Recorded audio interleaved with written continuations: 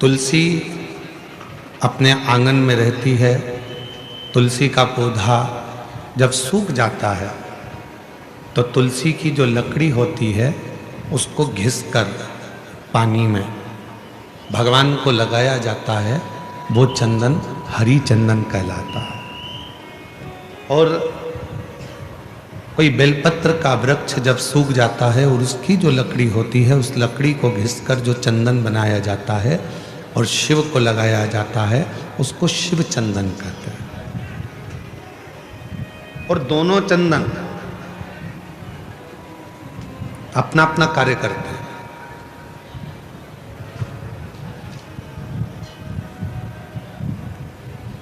जैसे चंदन लगाते समय 3 उंगली का प्रयोग हम भगवान शिव पर करते हैं। आकार ओमकार ओमकार, ये 3 उंगलियों का प्रयोग हम शिव जी पे चंदन लगाते समय करते हैं।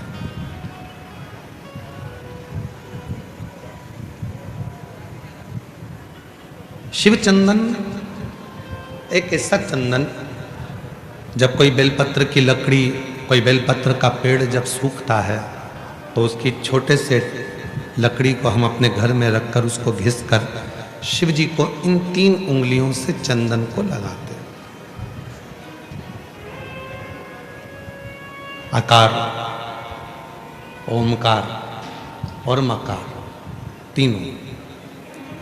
पर इन 3 उंगली को जब हम लगाते हैं और 3 उंगली से जब हम त्रिपुंड बाबा का लगाते हैं तो उसमें जो नीचे की उंगली है मकार, जो नीचे की रेखा है मकार, हम जब चंदन लगा रहे हैं तो नीचे नीचे की जो रेखा है, एक फोटो आया है, जैसे ये 3 उंगली से ये चंदन लगा, आकार, ओमकार और ये मकार।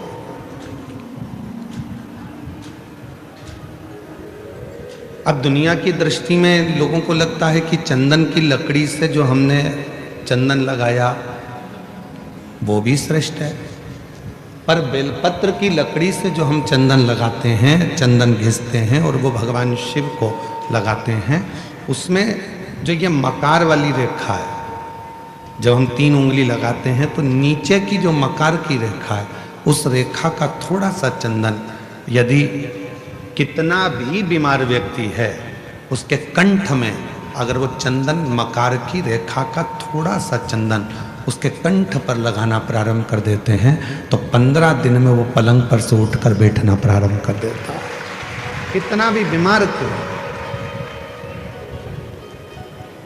आकार, ओमकार और मकार, 3 रेखाएं हम चंदन की खींचते हैं। जैसे इसमें 3 रेखा खींची, 3 रेखा।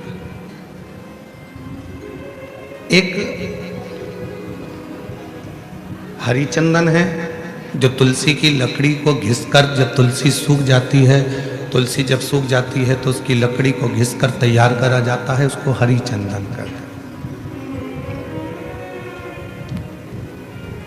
और वो हरी चंदन भगवान नारायण को, शालिग्राम भगवान को, भगवान नारायण को, भगवान विष्णु को वो हरी चंदन लगाया।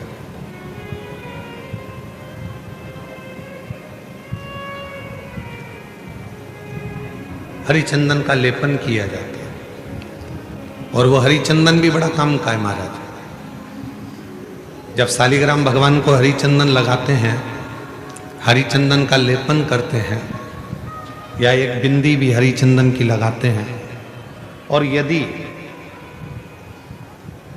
वो हरी चंदन का एक छोटा सा अंश मात्र भी हम लेकर आए, और जिसको दमे की शिकायत होती है, श्वास की शिकायत होती है, चढ़ने में चलते चलते हांपड़ी भरा जाती है, हाँप भरा जाती है, डॉक्टर ने कह दिया कि फेफड़े 70%, 60%, 80% खराब हो गए हैं, काम नहीं कर रहे, उस व्यक्ति के हृदय पर, वक्ष स्थल पर यदि वो हरी चंदन का लेपन जो शालिग्राम भगवान पर, भगवान श्री हरि पर, राम जी पर, ठाकुर जी पर, कृष्ण पर, लड्डू गोपाल पर जो आपने किया है, उसको यदि हम लगाना चालू करते हैं तो उसको भी फिर चलने में तकलीफ नहीं आती और फेफड़े उसके काम करना प्रारंभ कर देते हैं।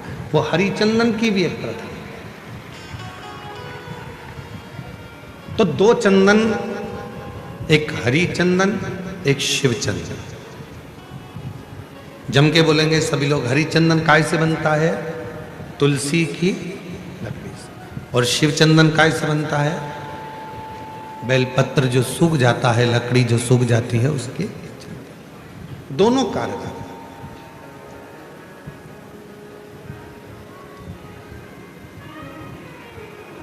और तेरी पूजन को भगवान बना मन मंदिर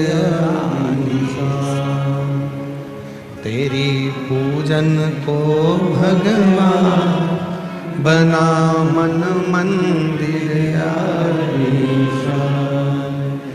घिस घिस चंदन तुझे लगाऊं, नित नित तुझको रोज मनाऊं। घिस घिस चंदन तुझे लगाऊं, हे भगवान नित्य तेरे को मैं मनाऊं। घिस घिस चंदन रोज लगाऊं, नित नित भोला तुझे मनाऊं। घिस घिस चंदन रोज लगाऊं, नित नित भोला तुझे मनाऊं। तेरी पूजन को भगवान बना मन मंदिर आलीसा। तेरी पूजन को भगवान बना मन मंदिर आलीसा। बना मन मंदिर आलीसा। तेरी पूजन को भगवान बना मन मंदिर आलीसा। तेरी पूजन को भगवान। नित्य पूजन का एक फल। आज सनातन धर्म पर लोग उंगलियां उठाते हैं।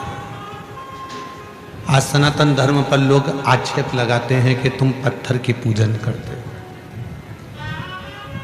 आज सनातन धर्म पर लोग उंगलियां उठाते हैं कि तुम मंदिर जाते हो, जल चढ़ाते हो, पत्थर पर जल ढोलते हो। एक एक साइंस के एक एक उद्देश्य को यदि उठाकर पढ़ोगे तो पूरा साइंस हमारे सनातन धर्म की प्रधानता बताता है। और सनातन धर्म में जितनी पूजन की पद्धति है वही साइंस ग्रहण करता है, वही साइंस। आज दुनिया के लोग इस साइंस वाले कई लोग कह देते हैं हम सनातन को नहीं मानते, यह सब आडंबर है, सब पाखंड है, सब ढोंग है। नहीं,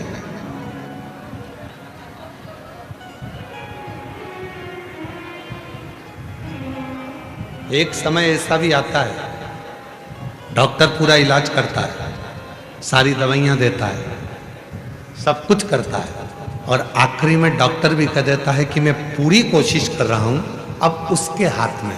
मतलब डॉक्टर को भी मालूम है कि एक डॉक्टर और बैठा है, वो काल अधिपति महाकाल कहीं ना कहीं बैठकर इस कार्य को कर रहा है। एक और बैठा, कोई संभालने वाला एक और बैठा है।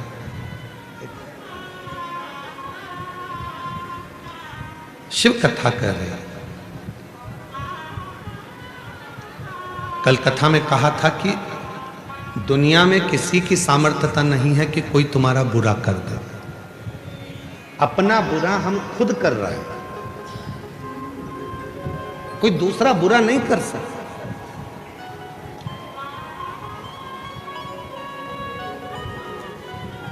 किसी की सामर्थ्यता नहीं हो सकती कि कोई तुम्हारा बुरा कर दे। हमने अपनी व्यासपीठ में भी कई बार देखा है, कई माताएं बहुत परेशान हो जाती हैं तो घर में झगड़ा करते करते, जब सास से झगड़ा होता है, ननद से झगड़ा होता है, परिवार में झगड़ा होता है, तो वो झगड़े में कह देती है ऐसी जिंदगी मेरी भगवान ना जाने क्यों पैदा कर दिया, मुझे तो भगवान मार दे तो अच्छा। मतलब तू अपने आप को कोस रही है, और दिन भर में एक बार सरस्वती मुख से निकलती है तो हो सकता है कि वो तेरा बुरा होना उसी दिन से चालू हो गया।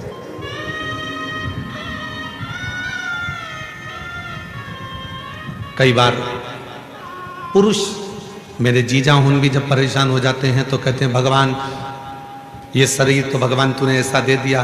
कई माताएं दिन भर बैठी बैठी सोचती रहती हैं कहीं मुझे ये बीमारी तो नहीं हो गई, मेरे शरीर में गठान हो गई, कहीं मुझे ये वाली बीमारी तो नहीं हो गई, मेरे को भोजन नहीं पच रहा तो मुझे ये बीमारी तो नहीं हो गई, मेरी आंखें दुख रही हैं तो आंखों में ये बीमारी तो नहीं हो गई, मेरी कमर से चलते नहीं बन रहा तो मेरा कहीं गुरिया तो नहीं खसक गया, मेरा घुटने से चलते नहीं बन रहा मेरा घुटना तो बेकार नहीं हो गया, कहीं घिस तो नहीं गया। प्रत्येक स्त्री पुरुष आज के समय में प्रत्येक व्यक्ति अपने लिए ही बुरा सोच रहा है। मेरे को ये तो नहीं हो गया, मुझे ऐसा तो नहीं हो गया, मुझे वैसा तो नहीं हो गया। और दिन भर वो जब अपने बारे में गलत गलत गलत गलत सोचता है तो उसको अपने आप शरीर में गलत होना प्रारंभ हो जाता है। और जिसने ये सोच लिया कि मुझे कुछ भी नहीं हुआ, फिर तो परमात्मा ऐसी कृपा करता है कि कुछ हो भी रहा होता है तो परमात्मा उसको अच्छा करता है।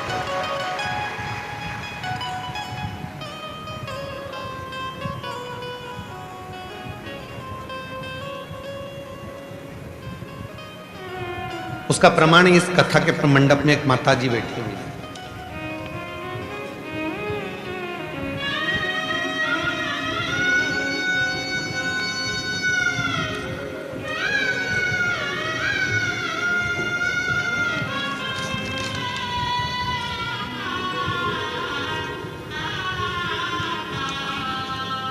मेरा नाम शीतल राकेश जाधव है। मैं महाराष्ट्र के भुसावल खड़का की रहने वाली हूँ। मेरा मोबाइल नंबर ये है, कहीं बैठी हो तो हाथ हिला सकती हैं। मेरा नाम शीतल राकेश जाधव है। मैं महाराष्ट्र के भुसावल खड़का की रहने वाली हूँ। आप ही हैं? आ जाओ, आ जाइए। बच्चा हो साथ में तो उसको भी लेकर आइए। मेरी शादी को 13 साल हो गए थे पर मुझे संतान का सुख प्राप्त नहीं हुआ।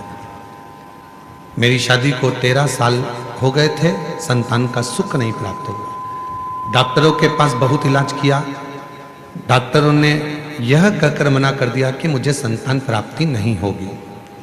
मैंने भुसावल, सूरत, नासिक बहुत से डॉक्टरों के पास इलाज किया। उन्होंने कहा था कि मुझे IVF टेस्ट ट्यूब भी करना होगा।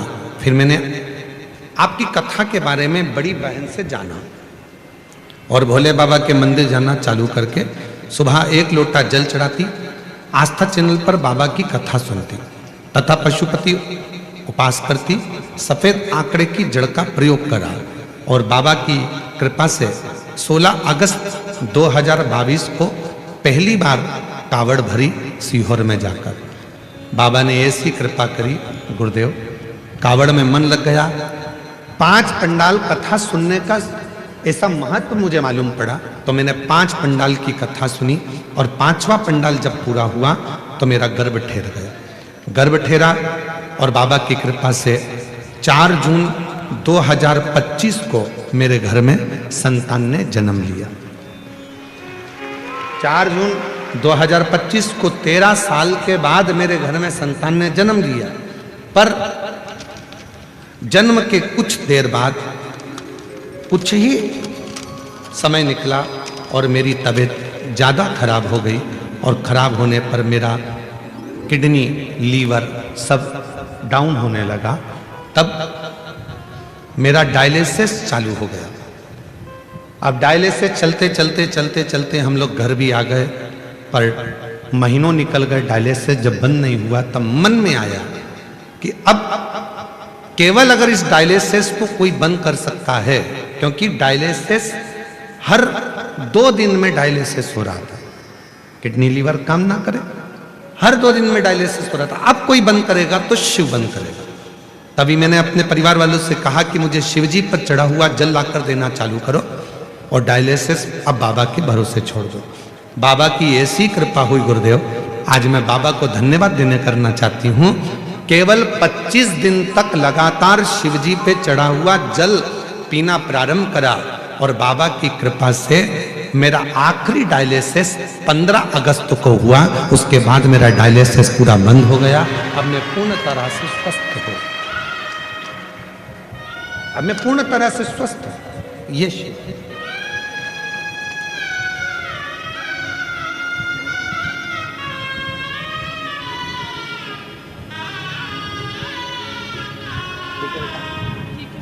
शंभू, बाबू बाबू बाबू बाबा बाबा शंभू शंभू, चल प्रणाम करो, जोरदार ताली बजाओ 13 वर्ष के बाद।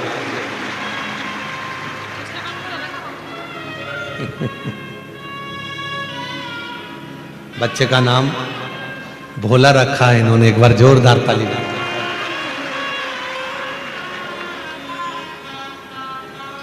और तेरी कृपा बिना न हिले एक भी अणु, लेते हैं श्वास तेरी कृपा से तनु तनु। बखान क्या करूं मैं राखों के ढेर का, चपटी भभूत में खजाना मेरा। हे गंगाधर मुक्ति द्वार ओंकार तू, भोले ओंकार तू, आयो शरण तिहारी चमत्कार कर तू। बुरा कौन कर रहा है हमारा? हम खुद। किसी दूसरे की सामर्थ्यता नहीं हो सकती जो तुम्हारा बुरा कर। बुरा कर रहे हैं हम हमारा खुद। अच्छा सोचिए, अच्छा विचार करिए, अच्छी सोच रखिए। फिर किसी की सामर्थ्यता नहीं हो सकती कि कोई तुम्हारा बुरा कर।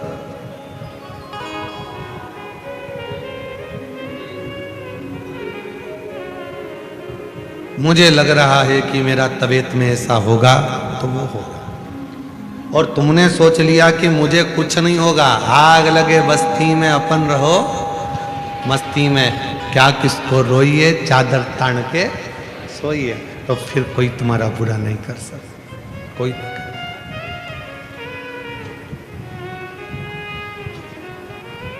चंद्रदेव की कथा चल रही है। चंद्रशेखर चंद्रमौली शिव महापुराण की कथा चल रही। चंद्रदेव का बुरा लोग कर रहे हैं। दक्ष प्रजापति ने चंद्रदेव को श्राप दे दिया।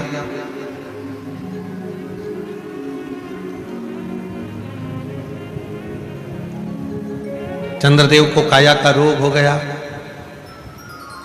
चंद्रदेव की काया खराब होने लगी।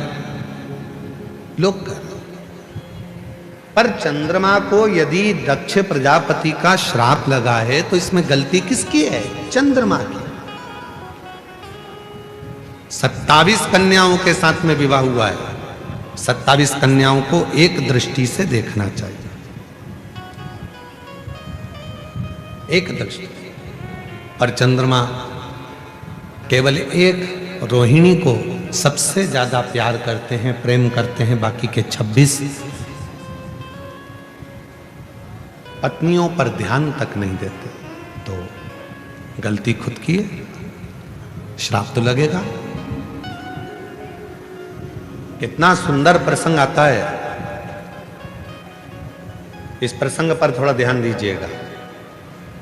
एक घर के अंदर 4 भाई रह रहे हैं। चारों भाई कमा रहे हैं, व्यापार भी एक ही है, कमा के भी चारों भाई एक ही जगह पर ला रहे हैं। 4 देवरानी जेठानी उस घर के अंदर रहती हैं। थोड़ा ध्यान देना, बहुत सावधानी से इस कथा का स्मरण करिएगा। 4 भाई एक ही परिवार में रह रहे हैं, एक ही जगह पर कमाकर धन ला रहे हैं। एक ही जगह पर 4 देवरानी जेठानी रह रही हैं। चारों जेठानी देवरानी के बच्चे एक ही जगह पर रह रहे हैं। शिव महापुराण की कथा ये तक कहती है कि अपनी दृष्टि को जितनी देवरानी जेठानी घर में रह रही हैं और जितने भाई घर के अंदर रह रहे हैं, यदि सबकी कमाई एक जगह पर आ रही है तो चारों की दृष्टि एक जैसी रहना चाहिए। ये नहीं कि मेरे बेटे को मैं मलाई का दूध दे दूं और दूसरे के बेटे को सादा दूध दे दूं, मेरे बेटे को मैं घी की रोटी दे दूं, दूसरे को सादी रोटी दे दूं, मेरे बेटे को मैं 2 चम्मच घी लगा दूं और दूसरे के बेटे को 1 चम्मच घी लगा दूं। जिसकी दृष्टि में जो अपने बच्चों के प्रति प्रेम कर कर दूसरे के बच्चों के प्रति बैर उत्पन्न करना प्रारंभ कर देता है, उसके घर के बच्चों की जिंदगी अपने आप बर्बाद होना प्रारंभ हो जाती है। कोई उसको दूसरा बर्बाद नहीं करता। अब ये बात हमने एक बार कथा में कही तो एक बहन जी ने लिखकर भेजा, तो क्या हम हमारे बच्चे के लिए अच्छा नहीं सोच सकते? सोचो, मना कौन कर रहा है? पर जब तुम एक जगह पर रह रहे हो तो सबके प्रति तुम सब बच्चे तुम्हारे हैं, सब बच्चे। एक बार हमने कथा में कहा था, सबसे ज्यादा नरक में कौन जाता है? याद है आप लोगों को? बोलो तो जम के। सबसे ज्यादा नरक में कौन जाता है? तो एक बार हमने कथा में कहा था, सबसे ज्यादा नरक में जाता है प्रसाद बांटने वाला।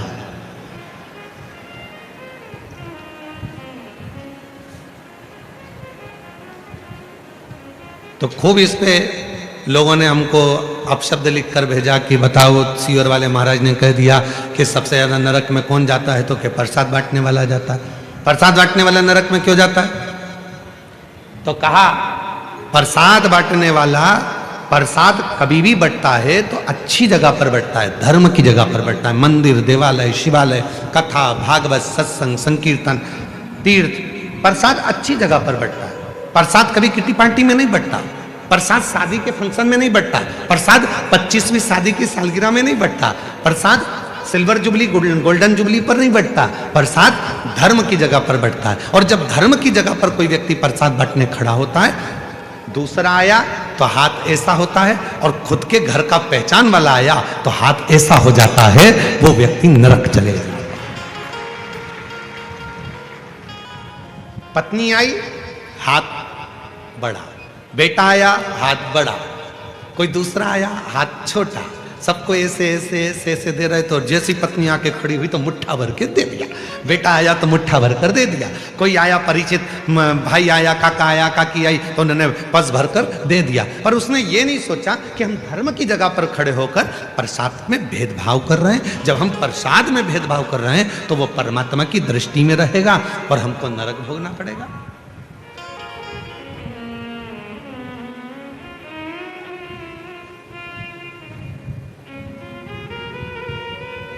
इसलिए सावधान रहना। धर्म की जगह पर, सत्कर्म की जगह पर, मंदिर, शिवालय, देवालय, सारी जगह पर एक बराबर, एक जाजम में, एक आनंद के साथ प्रसाद का वितरण होना चाहिए।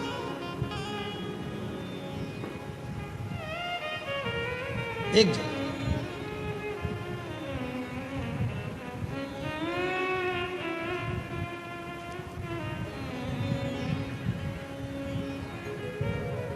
शेगांव के गजानन जी महाराज, दुनिया की सबसे बड़ी रसोई, दुनिया का सबसे बड़ा भंडारा अगर कहीं चलता है तो शेगांव के गजानन महाराज के यहाँ चलता है।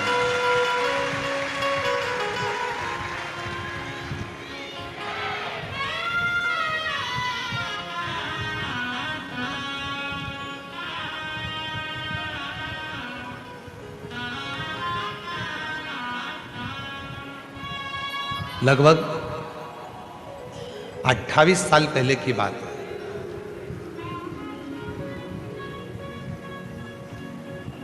और 28 साल से हो सकता है कि 29 साल 28 साल पहले की बात हो। हम शेगांव गए, भंडारे में भोजन प्रसाद चल रहा था।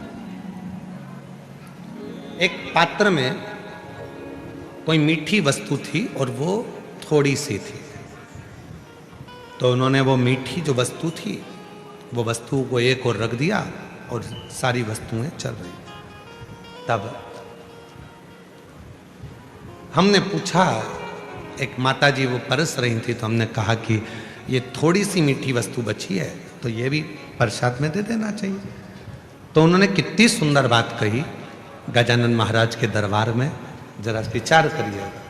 उन्होंने कहा कि हम ये अगर ये थोड़ा सा सामान 2-4 लोगों को देंगे, 2-4 भक्तों को देंगे, और बाकी के भक्त यदि उस प्रसाद को नहीं ले पाएंगे और उन तक वो प्रसाद नहीं पहुंचेगा तो उसका दोष हमको लगेगा। इसलिए जब एक जाजम पर गरीब हो, अमीर हो, पैसे वाला हो, बड़ा हो, छोटा हो, जब एक जाजम पर बैठकर एक साथ भोजन कर रहे हैं तो उनकी भोजन की थाली में भी एक जैसा भोजन जाना चाहिए। वो गजानन महाराज का भोजन एक जैसा भोजन, उसमें भेद नहीं होना चाहिए। कहां खड़े हो धर्म की जगह पर, कहां खड़े हो सत्कर्म की जगह पर, और वहां पर भी अगर हम भेद करें तो फिर परमात्मा हमको दंड तो देगा। इसीलिए पहले भी कहा, मत बुरे कर्म कर बंदे वरना पछताएगा, भगवान की आंखों से तू बच नहीं पाएगा, तू बच नहीं पाएगा। अरे ओ अज्ञानी मत करना रानी, अरे ओ अज्ञानी मत करना रानी, तेरे कर्म का फल भी तो ही पाएगा, जैसा किया तूने तेरे आगे आएगा। मत बुरे कर्म कर बंदे वरना पछताएगा, भगवान की आंखों से तू बच नहीं पाएगा, तू बच नहीं पाएगा। अरे ओ अज्ञानी मत करना रानी। समभाव, समदृष्टि, समविचार, समसोच, समभाव रखिए।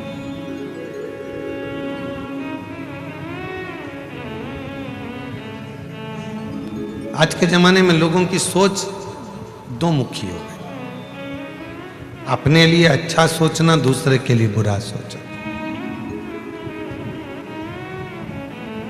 मेरा बेटा डॉक्टर बने, कलेक्टर बने, इंजीनियर बने, कमिश्नर बने, आईजी बने, डीआईजी बने, दूसरे का बेटा कुछ ना करे, और अगर वो बढ़ भी गया तो मन दुख रहा है कि वो क्यों बढ़ ना।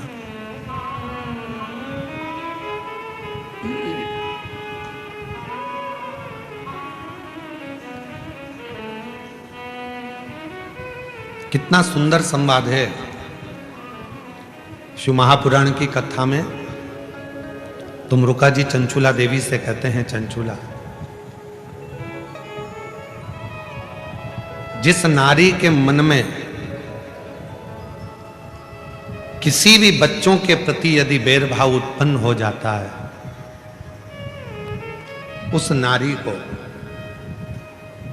अपने जीवन में मृत्यु से पहले कष्ट भोगना पड़ता है, बहुत कष्ट।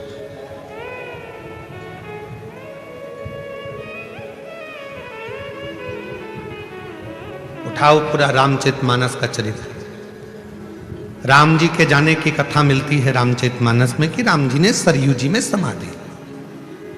लक्ष्मण जी के जाने की खबर मिलती है, भरत जी के जाने की खबर मिलती है, शत्रुघ्न जी के जाने की खबर मिलती है, मां जानकी जी के जाने की खबर मिलती है, यहां तक भगवान कृष्ण के भी जाने की खबर द्वापर में मिलती है।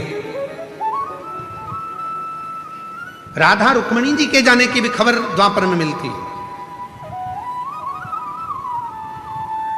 आप सब विद्वान बैठे हो, सब विद्वान हो, ऐसा नहीं कि आप में विद्वत्ता नहीं है। आप में से किसी को मालूम हो कि मंथरा कब गई, कैसे गई, मंथरा के प्राण कैसे छूटे, मंथरा का शरीर कैसा छूटा? अगर आप लोगों को किसी को मालूम हो तो हमको जरूर लिख के भेजना कि मंथरा ऐसे मरी थी। जिस समय पर भरत जी महाराज को मालूम पड़ा कि मंथरा ने भगवान राम जी को वन भेज दिया, क्रोध में आ गए भरत जी महाराज मंथरा के ऊपर, पर मंथरा को कुछ नहीं कहा। क्या क्यों? इस राम जी आए वनवास से वापिस, मंथरा सामने खड़ी थी और मंथरा ने हाथ जोड़कर राम जी से कहा था कि मुझे आप मृत्यु दंड दे दो, मैं मर। राम जी ने कहा, मां क्यों ऐसी बात करती हो कि मृत्यु दंड दे दो? तब लक्ष्मण जी ने कहा, भैया ये मंथरा जिसने तुम्हें 14 वर्ष के लिए माता केकई से कहकर वन पहुंचाया था, आप मंथरा को मृत्युदंड क्यों नहीं दे देते? ये कितने घर में जाएगी और कितने घर फोड़ेगी और कितने घरों में वनवास कराएगी। भगवान लक्ष्मण जी ने जब कहा, राम जी ने समझा कर कहा, लक्ष्मण कुछ मत बोल, सबको अपने कर्म का दंड भोगना पड़ता है। इस मंथरा को अगर मैं मृत्यु दंड दे भी दूंगा तो ये तुरंत मर जाएगी, पर इसके कर्म का भोग अभी इसको पृथ्वी पर रहकर भोगना पड़ेगा। जब मौत आएगी उससे पहले इसको भुगतना पड़ेगा। ये मृत्यु का कर्म है, मृत्यु का। देवरानी का बच्चा आगे बढ़ रहा है, जेठानी को प्रसन्नता होना चाहिए। जेठानी का बच्चा आगे बढ़ रहा है, देवरानी को प्रसन्नता होना चाहिए। कोई अग्रण्य जा रहा है, प्रसन्नता रहो। घर में हाँ, यदि तुम अलग मकान में चले गए, तुम्हारा मकान अलग हो गया, तुम्हारी कमाई अलग हो गई, तुम्हारा घर अलग हो गया, उसके बाद अपने बच्चे के लिए सोचो, मना नहीं। पर जब सामूहिक रूप से रह रहे हो, एक जगह पर रह रहे हो, एक जगह पर खा रहे हो, एक काम चल रहा है, एक व्यापार चल रहा है, एक जगह पर सारा परिवार रह रहा है, तो सबके लिए सोच रहा है, सबके लिए श्रेष्ठ सोच, सबके लिए अच्छा विचार।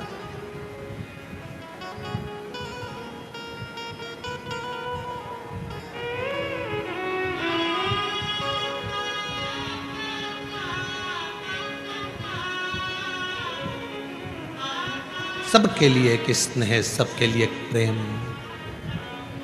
पर दुर्भाग्य की बात तो यह है कि आज का जमाना इतना विचित्र हो गया कि लोग केवल परिवार तो परिवार, पृथ्वी पर एक साथ रह रहे हैं। ये घर है हमारा पृथ्वी, ये पृथ्वी हमारा नगर है, पृथ्वी हमारा घर है, इस पृथ्वी पर हम एक साथ रह रहे हैं। इसमें भी हम भेद करे जा रहे हैं। कोई कहता है ये ब्राह्मण है, कोई कहता है ये क्षत्रिय है, कोई कहता है ये वैश्य है, कोई कहता है ये शूद्र है।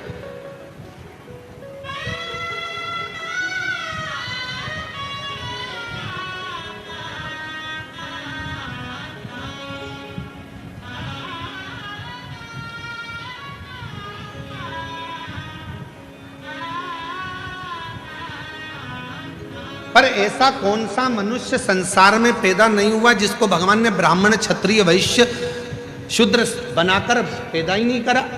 संसार में जितने मनुष्य पैदा हुए हैं इनको भगवान ने ब्राह्मण भी बनाया है, इन्होंने भगवान ने इनको क्षत्रिय भी बनाया, भगवान ने इनको वैश्य भी बनाया और भगवान ने इनको शूद्र भी बनाया।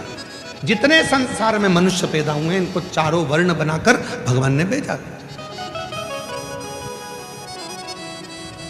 आप हम संसार में जितने भी हैं ये चारों वर्ण के, ब्राह्मण भी, क्षत्रिय भी, वैश्य भी, शूद्र भी। अंदाजा करिए, आप खुद अपने मन में सोचिए, अपने मन में विचार करिए।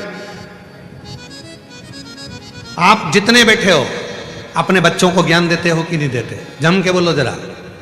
अपने बच्चों को समझाते हो कि नहीं समझाते? अपने परिवार को समझाते हो कि नहीं समझाते? जब कोई व्यक्ति परिवार को, कुटुंब को, नातों को, रिश्तों को, अपनों को समझाता है, ज्ञान देता है, तो वो ब्राह्मण की पदवी पर। फिर जब गुस्सा आता है, झगड़ा करने जाते हो, क्षत्रिय बन जाते हो। जब अपने घर का पालन करते हो, पोषण करते हो, कमाने जाते हो, तो वैश्य बन जाते हो। और जब अपने ही शरीर को साफ करते हो, अपने ही शरीर को धोते हो, तो शूद्र भी बन जाते हो। प्रत्येक मनुष्य संसार का ब्राह्मण भी है, क्षत्रिय भी है, वैश्य भी है, शूद्र भी है। प्रत्येक मनुष्य। अब उसमें भेद क्या करना, क्यों सोचना? आज जरा सा वोट बैंक एकत्रित करने के लिए थोड़ी सी राजनीति में अपना वोट बैंक बढ़ाने के चक्कर में लोग समाजों में, लोगों को जातियों में तोड़ रहे हैं। पर निवेदन है मेरी जीजियों, मेरे जीजाओं, टूटना नहीं, एक लोटा जल देवाधिदेव महादेव को चढ़ाते रहना और बाबा के बने रहना, शिव के बने रहना। हमें टूटना नहीं, हमें जुड़ना।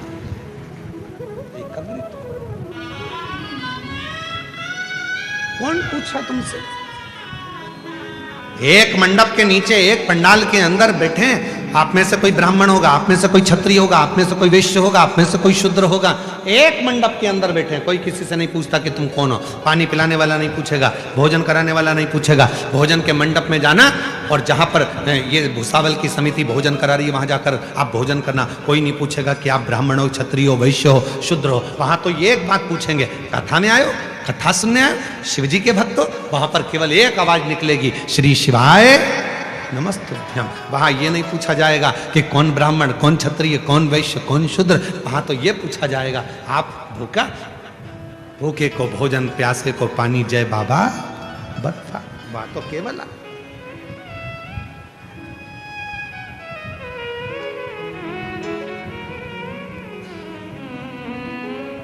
बांटा जा रहा है। आज समाजों को तोड़ा जा रहा है, जातियों में विभाजित किया जा रहा है। चंद्रदेव को यदि दुख आया तो वो दुख चंद्रदेव का खुद का है, किसी दूसरे का नहीं, स्वयं का।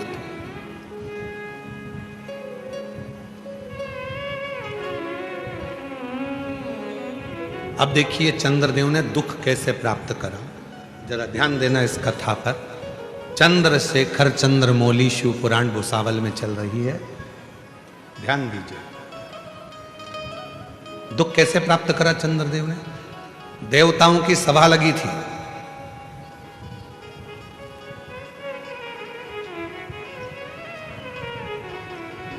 सारे देवता बैठे हुए थे, देवताओं की सभा लगी हुई, सब बैठे। चंद्रदेव का आना हुआ, चंद्रदेव ने एक भी देवता को प्रणाम नहीं किया, नमन नहीं किया। एक भी देवता को चंद्रदेव प्रणाम नहीं करते, नमन नहीं करते।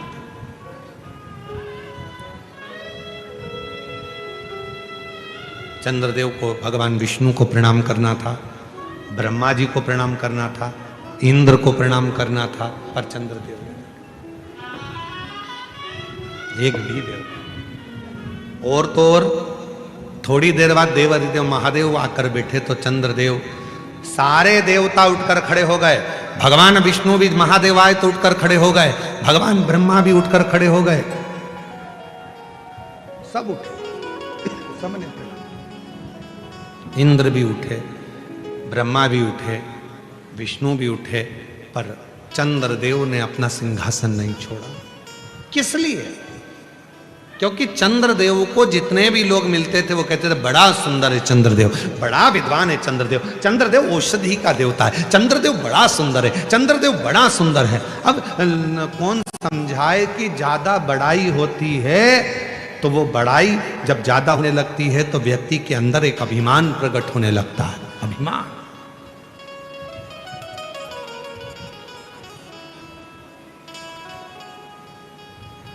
इसीलिए हम आपसे भी कहते हैं पशुपति व्रत करो, 4 बार कर लिए, 3 बार कर लिए, 5 बार कर लिए, 10 बार कर लिए, तो भी किसी से मत कहना कि मैंने इतने व्रत करे। मेरे बराबर कोई नवरात्रि का व्रत नहीं रखता। मैं नवरात्रि में व्रत रखती हूँ, देवी जी का व्रत रखती हूँ, एक लौंग खाकर व्रत रखती हूँ, एक जरा सा पानी पीकर व्रत रखता हूँ। मैं भगवान का व्रत ऐसे करती हूँ, मैं एकादशी का व्रत ऐसे करती हूँ, मैं प्रदोष का व्रत ऐसे करती हूँ, मैं पंडरीनाथ का व्रत ऐसे करती हूँ, मैं पशुपति व्रत ऐसे करती हूँ, मैं 16 सोमवार का व्रत ऐसे करती हूँ। मैंने 5 बार 16 सोमवार करे, मैंने 10 बार ये वाला व्रत करा।